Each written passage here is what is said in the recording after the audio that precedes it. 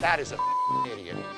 7 bar rescue bar owners we wanted to fight. Before we start, I want you to hit that red subscribe button so that you never miss out on any of our videos. Hey guys, what's up? Welcome back to Screen Orb. Bar Rescue is a one-of-a-kind American reality TV show starring Jon Taffer, a longtime industry consultant specializing in nightclubs, bars, and pubs. The premise involves him offering his professional expertise in renovation and equipment to save failing bars from shutting down. Sometimes, this rescue mission gets out of hand, and because we love the drama, here are our top picks for bar owners we were wishing for a fight. Tonic Lounge. The name of this Portland bar is so bad there really isn't a need for another reason to start a fight, but this bar's owner still gave us many. It looked like anything but a place for leisure with its fully brown and black interior and the blandest food you could ever hope to taste. To make matters worse, the staff was extremely incompetent and sometimes took more than 60 minutes for each order. There was not one redeemable thing about this god-awful bar, not even the music, which would be the one acceptable thing you'd expect from a bar. It only played hardcore metal music. Jon Taffer asked the owner to at least change the name of the bar to Panic Room. He did succeed, but only after having a row with the owner. Talk about being disrespectful to a man trying to save your business. The Dugout. We cannot believe this bar was running for so long without the FDA shutting it down. It was one of the nastiest bars ever shown on the show, and quite possibly the nastiest bar in the world. What's worse is that the owner refused to see the very apparent hygienic issue and tried to excuse himself from a chore by saying there were drugs everywhere. This negligence was really concerning, and all one wanted during the whole episode was for someone to punch this guy right in the face. It would have been well deserved. The South Park. Sometimes, we really wondered how these bars continued for so long, especially considering who runs these places. This New Jersey bar called South Park